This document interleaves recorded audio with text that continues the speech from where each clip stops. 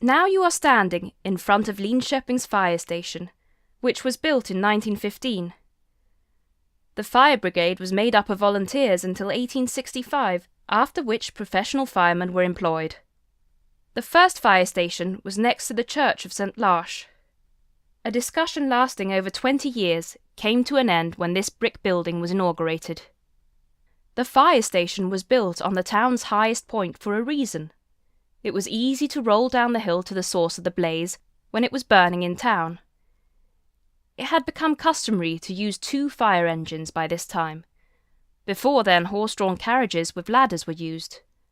A steam engine was put into service in 1889. Do you know why fire stations were built with a high tower? The fire hoses were made out of textile and hung up to dry after use.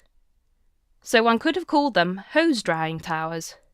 Water mains were gradually built to all houses over a period of 30 years at the end of the 19th century.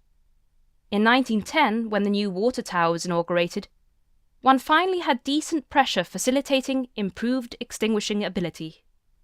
The architect Axel Brunskog designed the water tower in the Art Nouveau style, which for a long time was seen as a symbol of modern Linköping.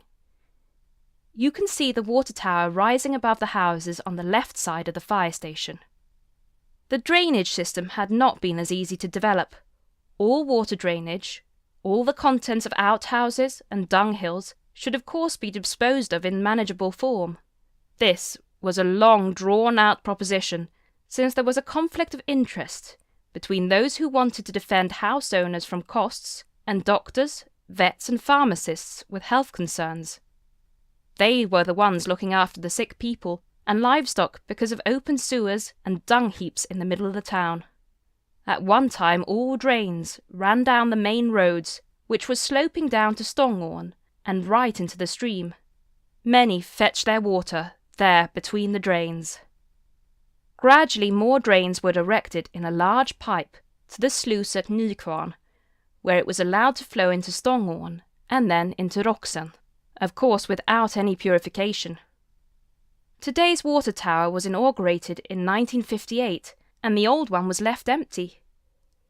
The old water tower was gradually converted to quite unique flats, which were inaugurated in 1988.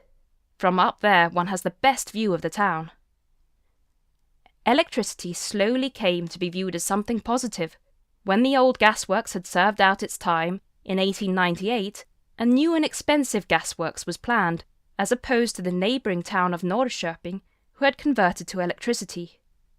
Thanks to the far-sightedness of a man named Jan O. Nilsson, even Linköping eventually got its electrical power station. He himself bought a waterfall in the Motala River and started the production of electricity. Then one had to install electric cables to the houses in town.